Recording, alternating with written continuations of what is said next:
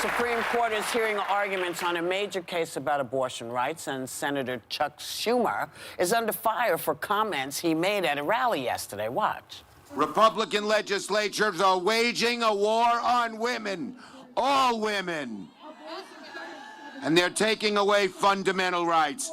I want to tell you, Gorsuch, I want to tell you, Kavanaugh, you have released the whirlwind, and you will pay the price. You won't know what hit you if you go forward with these awful decisions.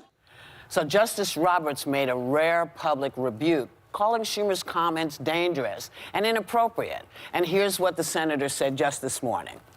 Of course, I didn't intend to suggest anything other than political and public opinion consequences for the Supreme Court, and it is a gross distortion to imply otherwise. I'm from Brooklyn. We speak in strong language.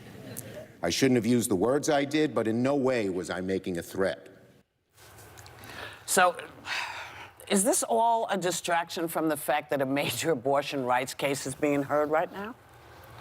Well, I'm a champion of women's reproductive rights as fundamental human rights, but I don't think it's productive for a senator to publicly rebuke Supreme Court justices before a ruling. I mean, we have constitutional separation of powers for a reason, and the fact is, if this had happened in reverse, then I'm sure Chuck and many other Democrats would be very, very upset about it. Well, we were. It has happened in reverse. It has happened in reverse, exactly. Yeah, Trump does and that all the time, it was terrible.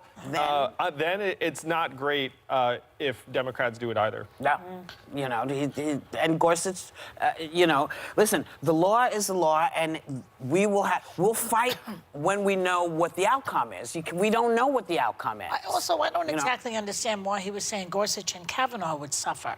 It's the Republican people who are running for Congress, Republican Party people running for Congress that might suffer, because the people will not like the idea that our rights are being taken away. Yeah, but how does Gorsuch and Kavanaugh suffer? What did he mean by that? Because they're the newest. Voting for the bill. Yeah, but how will they suffer? They're on the Supreme Court for life. That's why it seems so inappropriate, yes, honestly. It doesn't make sense. It doesn't make sense that you face political consequences if you have a lifetime appointment. But he did make excuse me 1 minute. He did make the point, though, and everybody should know, that if abortion rights are repealed, a lot of people will lose their seat, and he was warning them about that. Right, but as he said, his verbiage was not the best. Okay. Well, I always thought of Chuck Schumer as like very even-keeled in his commentary and speeches. Like I never think of him as a flamethrower. Yeah, so this actually really surprised me.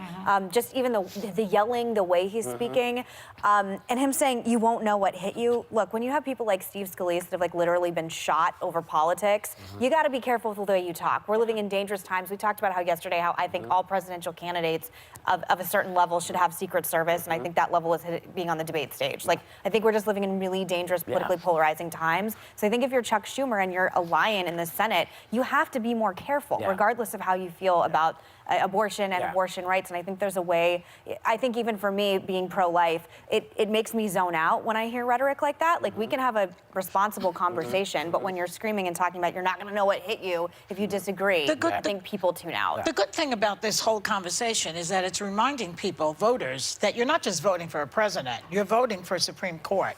You're voting for certain rights being taken away from you.